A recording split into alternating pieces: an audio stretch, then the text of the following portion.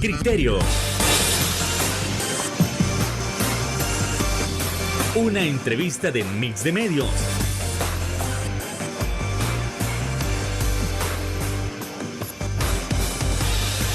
Que aborda frontalmente los problemas de El Salvador con los verdaderos protagonistas y plantea soluciones.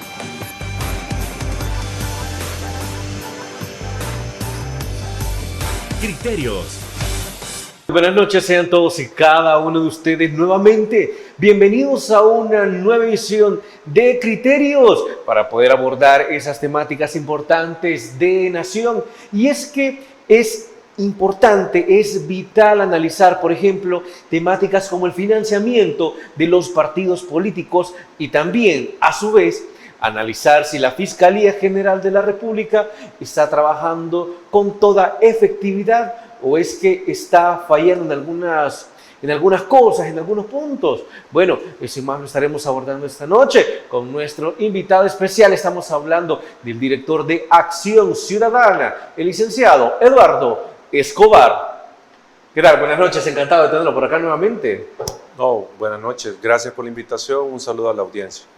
Bueno, entonces vamos entrando en materia, vamos con ese primer punto que es fundamental. Alguien se preguntará, mire, ¿por qué es importante analizar cómo se está financiando un partido político? Esto fue un problema hace años y algo que se nos dijo, por ejemplo, para las elecciones del 2019, es que a los partidos tradicionales, entidades oscuras los estaban financiando. Pero lo que nadie se preguntó es, bueno, y al nuevo partido de ese entonces, que eran Nuevas Ideas, nadie lo financia. ¿De dónde consiguen sus recursos? Tanto los partidos tradicionales como los nuevos. Por favor, Eduardo. Bueno, en primer lugar, yo creo que es importante destacar la importancia del tema, como usted lo decía. El punto es de que un partido político lo que busca es el poder. Sí, claro. Para eso está el partido, no está para otra cosa. Y en esa medida, el partido, para lograr el poder, necesita recursos, necesita dinero para promocionar sus candidatos, sus propuestas, es decir, para la campaña electoral. Para eso necesita dinero. Entonces, en la medida que un partido tenga recursos para la campaña, es más probable que obtenga una victoria, ¿sí? Y ahí es donde viene el punto. Muchas veces los partidos comprometen su independencia, comprometen la futura gestión gubernamental o de la alcaldía, por ejemplo, o legislativa, con personas que le pueden financiar la campaña. Es decir, yo puedo tener el recurso suficiente, sí, claro, y llego y le digo al candidato a diputado o diputada, te voy a financiar tu campaña, ¿sí? Yo te voy a poner tanto dinero, vos tenés la campaña, es probable que puedas ganar con el apoyo que te estoy dando, pero y aquí es donde viene el pero, y no es que siempre pase, pero digamos, ese es uno de los temas de por qué hay que poner atención a esto del financiamiento de los partidos, es porque le puede condicionar el apoyo económico a favores políticos. Así es. Es decir, ok, te financió la campaña, pero si vos ganás la alcaldía, vos tenés que lograr que el consejo apruebe que a mi empresa le den el servicio de alimentación, por decir algo. Y entiendo que por esto se crea la deuda política, ¿no? Para evitar estas cosas. Exacto, la deuda política está creada para evitar, o no evitar, para buscar que los partidos no sean tan dependientes del financiamiento privado por las consecuencias que trae. Yo recuerdo, Eduardo, que en Argentina viene Javier Milei y deroga tal cual la deuda política, porque dice que el Estado ya no tiene que estar financiando partidos políticos. Ok, pero veamos si el remedio al final termina siendo peor que la enfermedad, porque entonces también otros analistas vienen y comentan, pues sí, pero entonces los partidos políticos van y buscan intereses privados y creen que le van a donar o le van a regalar el dinero. Una u otra cosa van a buscar, ok, yo le doy la plata, pero usted si gana me deja como ministro, claro, o me hace favores políticos como aprobar o derogar una determinada legislación. Ese es el punto, y esa es la importancia de la transparencia y la regulación del financiamiento de los partidos, porque ese financiamiento, esa relación dinero-política da margen para que ocurran conflictos de interés, sí, da margen para favores políticos, da margen para corrupción. Es decir, en este caso que yo decía, yo te financio la campaña, pero si ganas todos los contratos me los vas a dar a mi empresa, ¿sí? ¿Qué significa? Que van a amañar las licitaciones para que yo gane, porque probablemente yo no voy a presentar la mejor oferta, o va a haber mucha competencia. O favorece a grupos criminales también. Por ejemplo. Entonces, en resumen, por eso es importante el tema, porque muchas personas pueden decir, ¿cómo financian las campañas los partidos? No, es algo que les debe de importar, porque ahí pueden haber fondos públicos, por ejemplo, financiando una campaña, Sí. que se han desviado. Puede haber dinero del crimen organizado financiando una campaña. Entonces, el tema es que el financiamiento de la política en sí no es malo, pero es, digamos, genera consecuencias negativas cuando no está regulado adecuadamente ni cuando no es transparente. ¿Ya? Entonces, tema de la transparencia. Ahora, con otra parte de la pregunta, nosotros desde el 2016 venimos monitoreando la transparencia de los partidos. Y aquí es importante aclarar, no estamos diciendo que este partido es el que mejor maneja los fondos, Claro. no estamos diciendo que en este partido no hay corrupción, sino que lo que estamos diciendo es qué partidos políticos tienen disponible para la ciudadanía información financiera, su información financiera. Y en función de eso decimos cuáles son los partidos que ponen a disposición más información de la gente, quiénes son sus donantes, cuáles fueron sus gastos, en qué gastaron, etcétera, etcétera. O sea, toda la información financiera. Y en esa medida, en 2016, como decía, hemos venido monitoreando esto y en diciembre del año pasado presentamos el último reporte respecto de qué partidos tienen información, quiénes no dan información sobre su financiamiento. Y, digamos, en este caso, encontramos de nuevo que el Partido Nuevas Ideas es el que no entrega nada de información financiera, ni la tiene disponible, que ya es, desde que se fundó el partido no la ha entregado. El otro partido que tampoco está entregando información es el FMLN, no se tiene información del partido, y en este año Gana tampoco entregó información financiera. Entonces, estamos hablando de que hay 3 partidos políticos que no entregan absolutamente nada de información financiera y obviamente la situación más problemática es con el partido oficial, porque es el que tiene mayor número de alcaldías, tiene controlada la asamblea, tiene el ejecutivo, entonces es el partido que tiene obviamente más recursos, que recibe más recursos, porque la deuda política, por los votos que tiene, significa bastante dinero y obviamente debe de tener financiamiento privado, pero no sabemos cuánto ni de quiénes. Es decir, entonces, hablando de nuevas ideas, nosotros lo único que podemos conocer es a través de meros rumores. Creo que usted tal cual se recordará cuando viene el presidente Nayib Bukele y dice, mire, pero es que los diputados tienen una asignación de $14,000. Pero entonces entre ellos mismos no hayan qué información dar y hay algunos que dicen, mire, pero es que lo que no se ocupa del dinero, uno dice, es que se regresa a Corte de Cuentas o, se regresa a Hacienda. Y otros dicen, mire, otra parte se va directamente para el partido y es lo único que se sabe y nada más. Entonces, es a través de rumores que podemos saber algo. Sí, o suponer. No hay, digamos, una fuente oficial, ya sea el partido mismo o el Tribunal Supremo Electoral que tuviera la información o el Ministerio de Hacienda que informara quiénes son los financistas del partido y cuánto es lo que han financiado al partido oficial. No hay esa información. Nosotros lo que detectamos y lo documentamos es que en la Asamblea Legislativa, es decir, a los empleados, a los diputados, les hacían un descuento. Le aparecía descontado como si fuera un préstamo bancario, así como le descuentan el préstamo, entonces también le aparecía. La partidaria en sí no es ilegal, o sea, es permitida, es una fuente válida de financiamiento de los partidos. Inflaban la planilla para meter a sus militantes, pagando favores políticos, pero al mismo tiempo recibiendo cuota partidaria. ¿De dónde vienen los fondos del Partido Nuevas Ideas? Sí. Más allá de la deuda política, y no sabemos en qué gasta el partido ese dinero. Bueno, y es así como nos vamos a ir a la primera pausa comercial. Por favor, no nos cambien, regresamos en breve.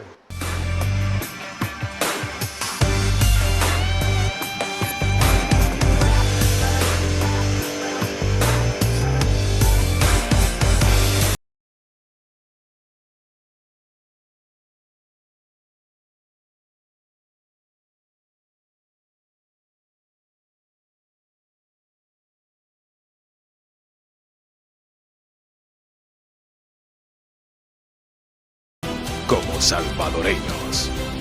Farmacia La Buena, la farmacia de todos.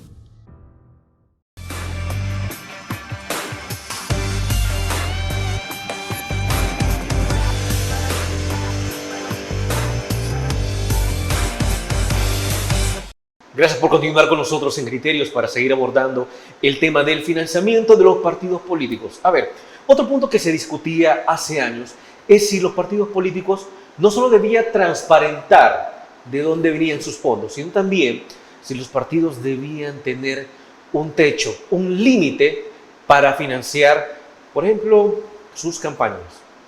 Por favor. Bueno, sobre el financiamiento de los partidos políticos hay muchos debates abiertos, aún al día de hoy. O sea, digamos, se debate si es mejor un sistema de financiamiento solo privado o si es necesario un financiamiento solo público.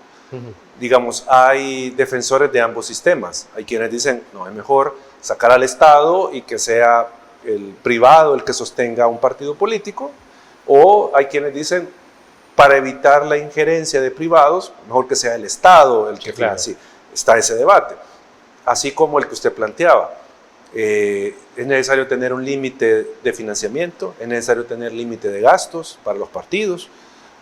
Ese es un debate que, por ejemplo, en el caso salvadoreño nunca se ha tenido. Sí, nunca se ha tenido. En el sentido de, ¿será conveniente establecer un límite de lo que un partido puede gastar en una campaña? Que obviamente esto es difícil de implementar. ¿Sí? Hay casos donde está implementado, pero siempre los partidos buscan la manera de superar ese límite. Por ejemplo, Guatemala. Sí, claro. Guatemala tiene un límite de gastos en las campañas electorales, ¿sí? Que los partidos no pueden sobrepasar, pero siempre encuentra la manera de sortear la prohibición, aunque después la autoridad electoral detecte y pueda sancionar, ¿verdad? Pero el punto es de que los partidos sacan ventaja indebida gastando más de lo que establece el marco legal. Pero ese es, digo, un debate abierto que se debería de tener si, digamos, en el caso salvadoreño es conveniente establecer un límite de financiamiento o no, o un límite de gastos, por ejemplo. Ahora, licenciado, estamos hablando que desde 2016 se viene haciendo una fuerte investigación con respecto al financiamiento y estamos hablando en tiempos que no existía aún nuevas ideas. Si nosotros estamos hablando de los partidos de oposición, han mejorado con respecto a la transparencia o el financiamiento de sus campañas o de sus partidos políticos en comparativa con nuevas ideas. Bueno, digamos, el récord que tenemos antes del partido Nuevas Ideas, lo que nos mostraba era de que habían partidos que entregaban la información, sí. ¿Sí? Y había otro grupo que no la entregaba. O sea, teníamos esa parte. Pero llegamos a un punto donde el partido FMLN, el partido Arena, el partido Gana, PCN, PDC y el CD, que estaban con representación legislativa, entregaban la información. ¿Sí? Ese es, digamos, como de los mejores momentos en transparencia de los partidos, porque hablamos allá 17, 18, los partidos entregaban la información. Al principio se resistieron a entregarla. O sea, al principio los partidos dijeron no vamos a entregar esa información, ¿sí? Y no la entregaron. Tuvimos como organización que llevarlos ante el Tribunal Supremo Electoral para que el tribunal determinara que debían entregar la información. Pero luego los partidos comenzaron a entregar. Entonces, digamos, los partidos tradicionales siguieron esa ruta de entregar información. Sí. Pero como digo, no que entregaran información quiere decir que no puedan estar involucrados en actos de corrupción, ¿sí? O no porque entreguen la información nosotros podemos dar fe de que ese es totalmente el financiamiento del partido, ¿sí? O sea, porque nosotros pueden estar escondiendo algo más, ¿no? Claro, nosotros no podemos llegar a eso. Pero lo que sí evaluamos durante todo este tiempo es quiénes entregaban la información o quiénes la ponían a disposición de la ciudadanía. Entonces, al llegar, digamos, el surgimiento de Nuevas Ideas, el partido nació, digamos, de espaldas a la transparencia. El partido desde el inicio no entregó ninguna información financiera y la única que tuvimos acceso fue porque el Ministerio de Hacienda antes publicaba quiénes eran los donantes de los partidos. Y ahí estaba la información, una poca información del Partido Nuevas Ideas. ¿Sí? Y así accedimos a alguna información de ello. Pero luego ya no dio información nunca más. Y otros partidos que antes sí la daban, vinieron en retroceso, ya no la dan.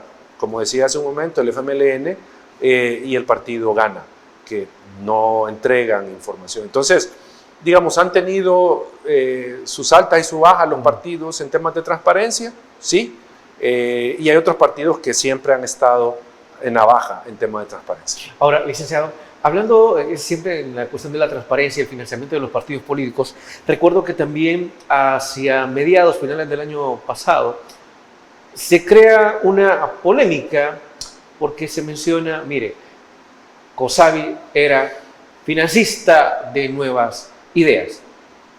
¿Qué tan cierto podría ser eso? O en la historia política salvadoreña, o al menos después de los acuerdos de paz, ¿qué tanto se han visto involucradas estas instituciones en el financiamiento de estos partidos? Bueno, el tema del financiamiento del partido Nuevas Ideas por parte de COSAVI fue información que nosotros obtuvimos precisamente del portal del Ministerio de Hacienda. Ahí estaba registrada la donación en ese año, fue en 2020, de $60,000. Sí. Ahí estaba registrada. O sea, es decir, la fuente era el Ministerio de Hacienda. Lo que yo le decía hace un momento, el Ministerio de Hacienda llegó un momento que publicaba esa información. Luego la desapareció, ya no está esa información. No sé si siempre está en línea o la han escondido, no sabemos. Pero ya donde estaba antes no se aloja. Entonces sí hubo un financiamiento del partido por parte de COSAVI, ¿ya? No sabemos si antes, al menos en el registro que tenemos, bueno, sí sabemos que antes no aparecía COSAVI donándole a los partidos, que yo recuerde, no había esa aportación económica, ¿ya? Y no sabemos si COSAVI ha financiado al partido no solo ese año, si lo siguió financiando. Eso es lo que no sabemos, ¿ya? Y obviamente es importante tener eso en consideración porque, dada la trascendencia del caso COSAVI, se establece una relación entre COSAVI y el partido en el gobierno. Ahora, ¿sí? Si nosotros estamos hablando de los beneficios para los privados que financian y estamos hablando del caso COSAVI, podemos deducir ciertas situaciones. Por ejemplo, que en todos los consulados de Estados Unidos únicamente estaba COSAVI con la publicidad, pero no estaba ninguna otra cooperativa. De igual manera, usted se podrá recordar que una gran cantidad de conciertos, si no es que todos los conciertos, también estaban patrocinados por COSAVI. Y uno se preguntaba, bueno, no hay otra cooperativa que tenga el poder que tiene COSAVI. Alguien podría decir, ¿será que estos eran los favores que estaba cumpliendo la administración para COSAVI? No sabemos porque no hay información. O sea, es que ese es el punto, no hay información, claro. No se sabe, solo podemos especular. Lo que yo puedo decir es que obviamente nadie se acuesta sin cenar. ¿Sí? No hay almuerzo gratis, sí. Dice el otro. ¿Ya? Si COSAVI estaba financiando al partido en el gobierno, no solo ese año, sino que lo financió otros años, obviamente no podemos pensar que lo hacía porque tenía un gran corazón, por ser democráticos, sí. Simplemente. Obviamente, cuando uno de estos grandes financistas apoya a un partido, hay un interés ahí de por medio. ¿Cuál? Habría que determinarlo. Puede ser un interés económico, puede ser un interés político, un interés comercial. Pueden haber muchos intereses, incluso hasta un interés religioso, ¿sí? Puede haberlo, porque hay sectores religiosos conservadores que pueden estar apoyando a un partido financiándole su campaña, porque están promoviendo que no se aprueben ciertas medidas o que se aprueben ciertas medidas que tienen, digamos, un ámbito religioso. O sea, puede ser eso. O sea, lo que quiero decir es que la gama de intereses que pueden haber en una sociedad, ¿sí? Cuando están relacionadas con un partido, lo que buscan es, o sea, cuando se relacionan por medio del financiamiento, Sí, claro. lo que buscan es potenciar sus intereses, proteger sus intereses, ¿ya? Eso es lo que buscan. Entonces, como digo, no podría afirmar que COSABI obtuvo esto no lo podría afirmar porque no hay información, no hay evidencia.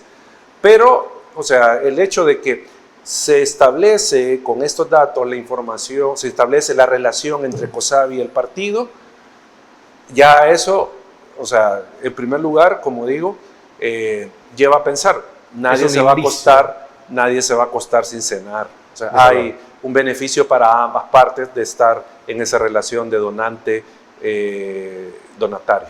Bueno, y con esta incógnita nos vamos a la pausa comercial. Regresamos en Criterios.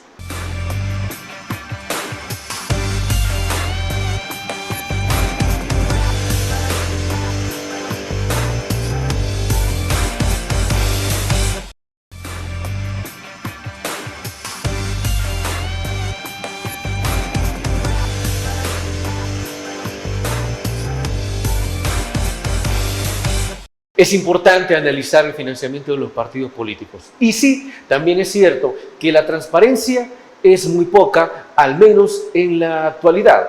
Ahora bien, de lo poco que se ha podido conocer, y que principalmente es proveniente de los partidos tradicionales, ¿qué es lo que se pudo conocer?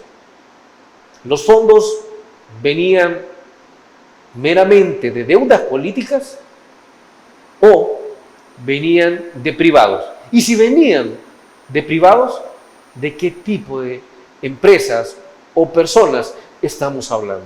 Por favor. Bueno, el último reporte lo que nos muestra es que los partidos no obtuvieron en el año 2023 financiamiento público. Sí. Los que entregaron información, ¿sí? Los que entregaron, no obtuvieron financiamiento público. Solo fue fuente privada. Ese es el dato que tenemos. Y ahí estamos hablando de empresas, las que mayoritariamente donaron a los partidos, o el que tiene, digamos, la mayor cantidad de aportaciones, son las empresas las que aportaron. Eso con los partidos que tenemos información. Sí. O sea, porque, por ejemplo, Gana, FMLN, no sabemos cómo estuvo compuesto el financiamiento que tuvieron. O sea, no lo sabemos. En el caso del Partido Nuevas Ideas, lo que sí sabemos, no necesariamente 2023, o sea, porque no tenemos el dato, es, o al menos podríamos especular con el dato del financiamiento público, la deuda política. ¿Sí? Nosotros hicimos ese cálculo porque recordemos que cada voto tiene un valor. Sí. Y ya con los resultados electorales usted puede multiplicar el resultado por el voto y usted tiene lo que le corresponde al partido. Y nosotros habíamos estimado que para la elección 2024 el partido podría recibir entre 6 y 12 millones de dólares en financiamiento público. ¿Sí? Ese es como el margen que podía recibir el partido, más financiamiento privado. Entonces, usted hágase una idea de cuánto pudo recibir el partido. Claro, y es un momento importante. Ahora bien, si hablamos en el tema de las elecciones de 2024, tanto los partidos de oposición como mucha gente se molestaron porque dijeron que las reglas del juego no estaban equilibradas ni se aplicaban para todos. Porque solo un partido tenía los recursos para poder participar, pero a los partidos de oposición se les negó la deuda política hasta que ya había pasado las elecciones y ya no podían hacer nada más para tratar de competir de tú a tú a este partido. Algunos partidos sí tuvieron el problema de que se les retardó el pago de la deuda política. Y de hecho se les pagó hasta, creo que un día antes de la elección. Ya que iban de la elección, pero la municipal, sí, no la presidencial. Pero también tenemos información de otros partidos que no solicitaron la deuda política, porque en sus cuentas no les tenía sentido pedir deuda política porque no iban a obtener el número de votos necesarios para quedar, como decimos en buen salvadoreño, tablas, sí, sino que iban a quedar con deuda con el Estado. Entonces tenían que reintegrar dinero al Estado. Entonces algunos no la pidieron. O sea, digo esto porque no es que todos no recibieron deuda política, algunos no la solicitaron. O sea, unos estimaron que no les era conveniente y no la pidieron. Los que sí solicitaron, sí nos expresaban de que hubieron una serie, o hubo una serie de retrasos, ¿sí? Que afectaron tener el dinero en tiempo. Ahora, lo que no sabemos con total certeza es si al partido Nuevas Ideas se le pagó algo de deuda política para la elección de 2024. Esos son datos que no los tenemos. Lo típico. ¿Sí? O sea, si tuvo el partido esos recursos o no, o solo se fue con financiamiento privado, ya no se sabe. Pero, como digo, la deuda política no se le entregó a todos y a los que sí la solicitaron, pues se les dio retardadamente. Esto, tal vez el punto acá a destacar es que es segunda elección que se está manipulando la deuda política. Se está usando como herramienta política, ¿sí? Para afectar a los partidos de oposición. Y por lo mismo, de esa carencia de información, tampoco se le puede creer a aquellos, a los ahora diputados, que muchos dicen, mire, pero es que yo mismo me financié la campaña. Bueno, pero uno se puede preguntar, bueno, pero ¿cuánto cuesta llegar a ser funcionario? ¿De dónde saca tanta plata para decir, mire, yo me la financié solito? ¿Es posible eso? Fíjese que ahí hay dos cosas. Una, hace unos años tuvimos una reunión con una persona que fue diputado, un partido mayoritario.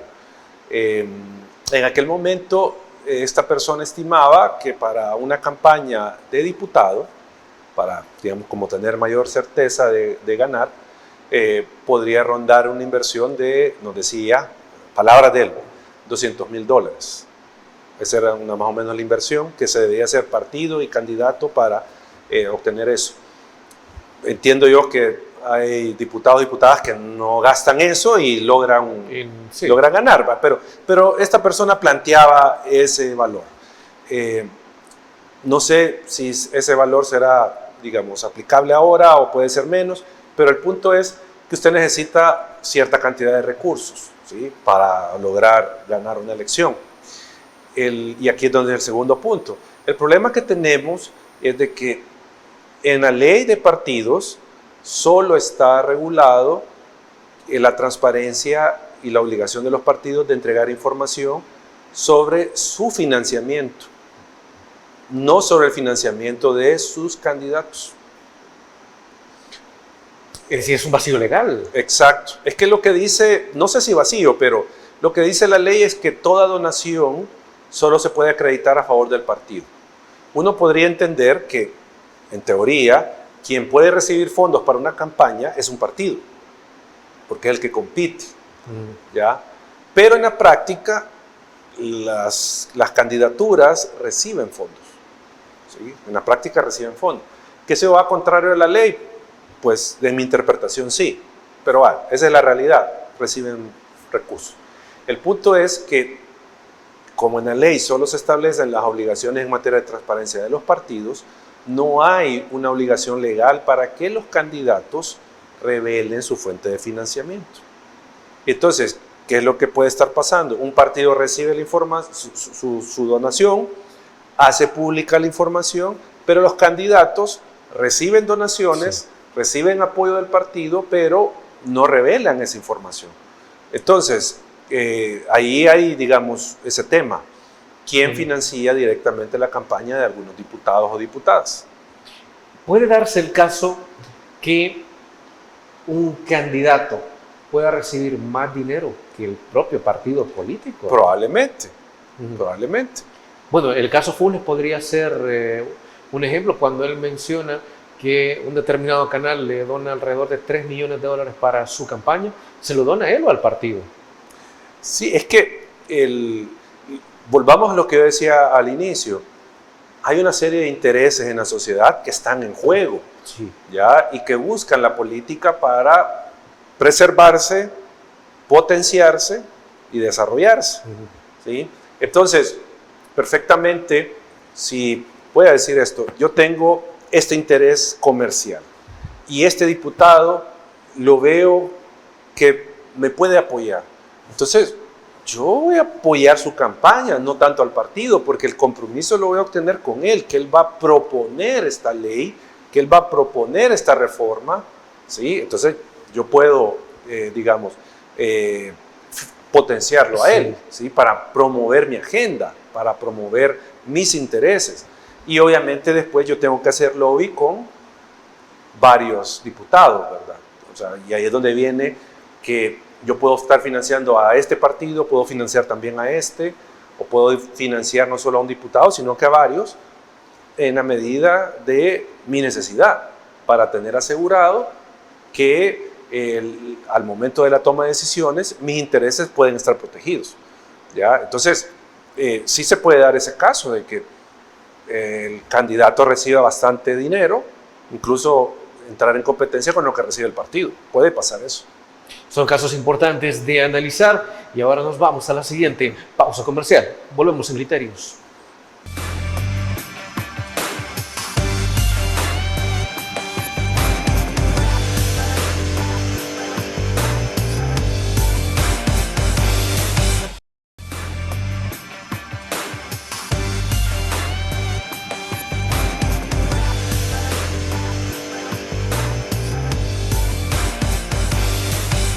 Así como decíamos al inicio, otro punto de abordar es, si hablamos de transparencia de los partidos políticos, también podemos hablar de transparencia de la Fiscalía General de la República, y con ello podemos hablar sobre si en verdad está siendo efectiva, si realmente la Fiscalía está haciendo su trabajo, si es de alguna medida transparente o, como muchos ciudadanos y ciudadanas mencionan, ya no se puede confiar realmente en la Fiscalía. ¿Dónde nos quedamos? ¿Sí o no? Por favor, licenciado. Bueno, nosotros hemos hecho una evaluación del desempeño de la Fiscalía, de desempeño en la persecución del delito, ¿verdad? No en términos de transparencia. Eso lo hemos hecho en otro momento, otra medición, cuánta información tiene la Fiscalía disponible. Pero, digamos, en términos de desempeño en la persecución del delito, lo que encontramos con los datos mismos de la Fiscalía, que por cierto, la Fiscalía no nos entrega información, sí, claro, sino que nos remite a las memorias de labores. Antes la Fiscalía nos entregaba una base de datos detallada con delitos, en qué departamentos, etc. O sea, había una información amplia de cómo se estaba desarrollando la función de la Fiscalía. Ahora no, ahora es la memoria de labores. Entonces, en esa medida, tomando los datos de la memoria de labores, lo que nos muestra es que, viendo desde hace 10 años más o menos cómo ha venido la Fiscalía, no hay una variación significativa en términos de reducción de impunidad. Para los amigos y amigas que nos escuchan, que tal vez no saben qué significa impunidad es la falta de castigo al que cometió un delito. Entonces, es decir, el criminal, el delincuente, queda sin castigo. ¿Ya? Entonces, la falta de castigo, como decía, según los datos, no ha variado. Y en el caso particular, más o menos, de cada 10 delitos, 9 quedan sin castigo. Uno es castigado. El 90% quedan sin castigo. Más o menos. Ese es el histórico que se tiene. Y el último año rondaba más o menos esa cifra. De cada 10, 9 sin castigo. Pero no se supone que esto ya no debía de suceder. Ya llevamos casi 6 años con esta administración. Se supone que esto debía de haberse, la impunidad debía haberse reducido. Lo que pasa es de que si usted observa, para que pueda disminuir la impunidad, usted necesita efectividad en la investigación del delito. Sí. ¿Sí? Porque muchas veces la falta de castigo se debe a que fue una investigación deficiente o ni se investigó, solo se recibió la denuncia, pero no pudo investigar adecuadamente. Entonces, eso genera que un tribunal falle a favor del imputado, porque no se le comprobó participación en el delito o responsabilidad. Y eso se deriva ¿de qué? De la falta de capacidad de la Fiscalía. ¿Y falta de capacidad en qué términos? El último dato, no me recuerdo exactamente, pero de los últimos datos, la carga laboral de la Fiscalía, es decir, la carga que tiene cada fiscal, rondaba o está arriba de 100 casos por año, nuevos. Es decir, cada 3 días cada fiscal recibe un caso, poniéndolo en esos términos, ¿sí? Más los casos que ya tiene acumulados del otro año. ¿Qué es lo que quiero decir? Que cada fiscal recibe una cantidad importante de casos que en muchas, y eso es lo que podrían expresar los datos, en muchas ocasiones escapa al alcance de la institución. Entonces, por eso es que hay muchos delitos sin castigo. Obviamente, este 90% se reduce cuando hablamos de casos que se logran judicializar. Se logra judicializar, si no estoy equivocado, entre el 30 y el 40% de los casos. Ahora, licenciado, alguien también podrá preguntarse, pero mire, ¿usted cómo puede hablar de ausencia de castigo si, por ejemplo, con el régimen de excepción hay más de 90,000 personas, alrededor de 90,000 personas capturadas? Entonces, de por sí ya es un castigo. ¿Cómo se puede responder a eso? No, es que cuando hablamos de falta de castigo es una sentencia condenatoria. Ese es el castigo. O sea, alguien robó, está el hecho, hay un robo, detengo a esta persona, lo proceso, pero determino que no es el responsable, sale.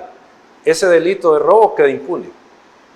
No sabemos quién fue el responsable. Sí. Eso queda sin, aunque usted judicializó el caso, pero no era la persona responsable. Sumamos que no fuera la responsable. El punto es que no solo tener personas detenidas, no solo tener procesos judiciales abiertos, quiere decir que va a haber una sentencia condenatoria. Por detener indiscriminadamente no podemos decir, mire, no, se ha aumentado la justicia. No, o sea, ha aumentado las detenciones. Sí, claro. Pero, digamos, en términos de disminuir la impunidad, no nos está reflejando eso los datos. O sea, no hay una disminución de impunidad. Pueden haber muchos detenidos, pero no necesariamente mayor número de condenas.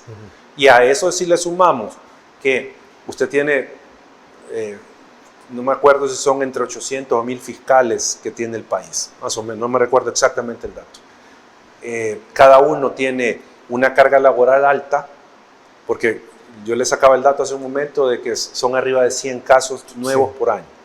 Tuvimos un año que eran 130 casos nuevos por fiscal. ¿Sí? Entonces, imagínese un caso que a usted le llegue que tenga 20 imputados, que tenga 4 víctimas. Sí, claro. Eso es complejo, que hay que hacer pruebas científicas. O sea, lo que quiero decir es que la carga laboral puede estar sobrepasando, o eso indican los datos, que está sobrepasando la capacidad de la fiscalía. Entonces usted no va a tener más condenas, ¿sí? Porque no tiene la capacidad de demostrar la culpabilidad de las personas. Algo sumamente lamentable, incluso cuando hablamos, si nos metemos con el tema del régimen de excepción y cuando el presidente va a Costa Rica y dice, mire, más o menos 7,000, 8,000 personas han salido de la cárcel porque pues, no se les encontró mayor culpabilidad.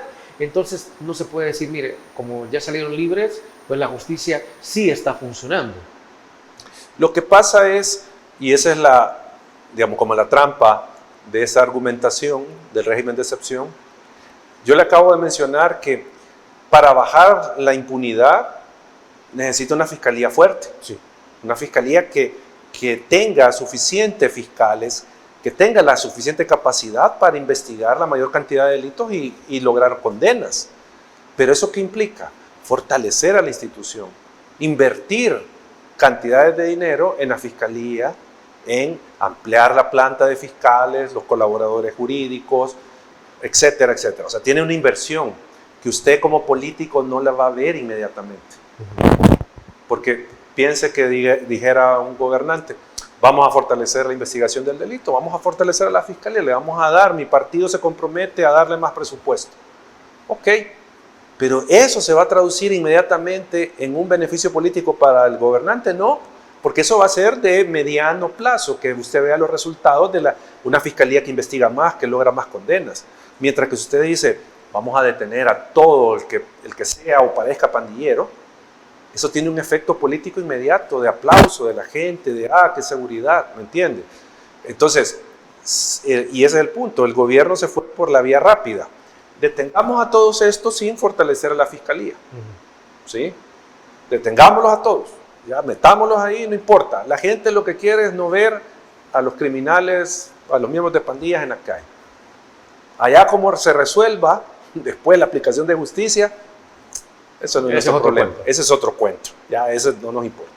Ya, pero el punto es, no hay fortalecimiento de la fiscalía, porque al final ese es lo que queremos reflejar con el informe. Ya la falta de capacidad de la fiscalía para bajar significativamente los índices de impunidad. Que eso al final, ¿a quién afecta? A la gente que se ve víctima de un delito. Ahora bien, si hay falta de capacidad, ¿por qué se reeligió al fiscal general? Eso tras la última pausa comercial.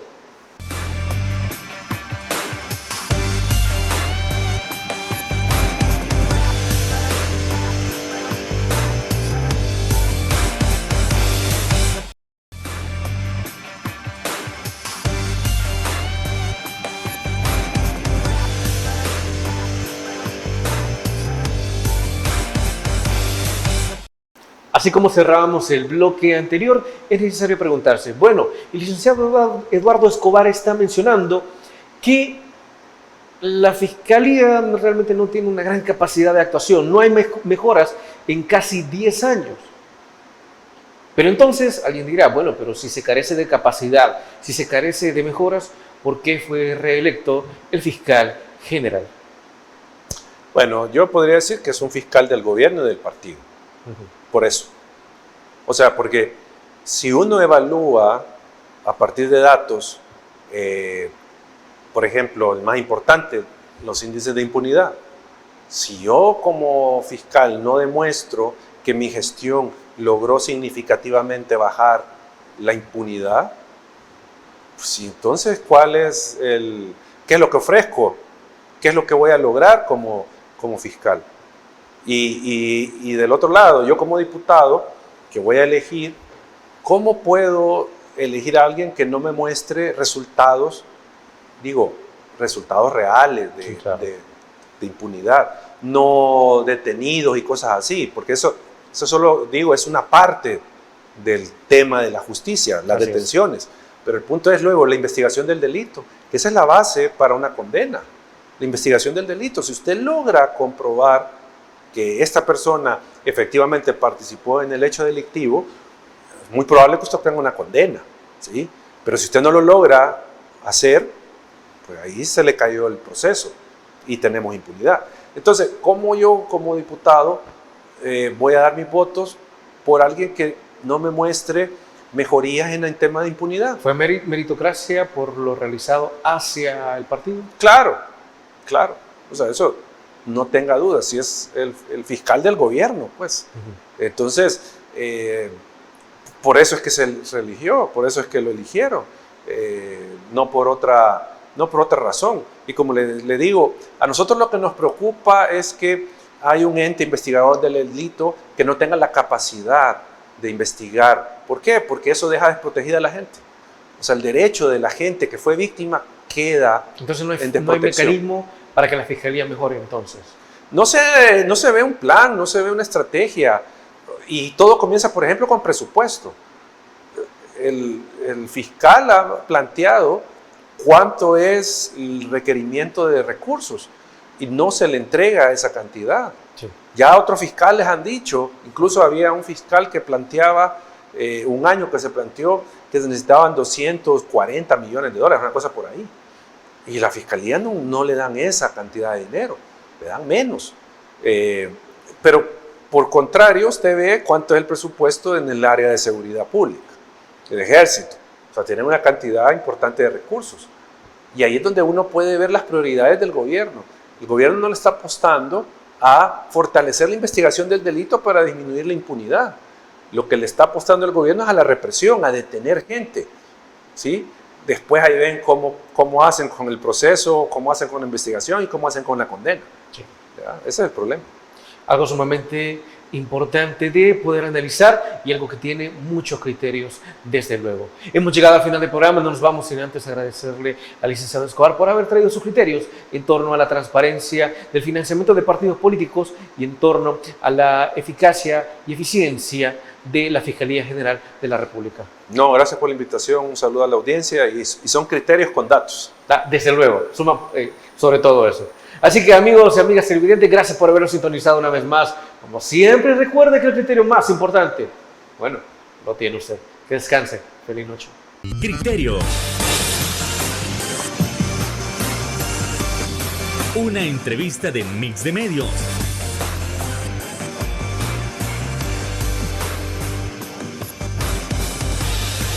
Que aborda frontalmente los problemas de El Salvador con los verdaderos protagonistas y plantea soluciones.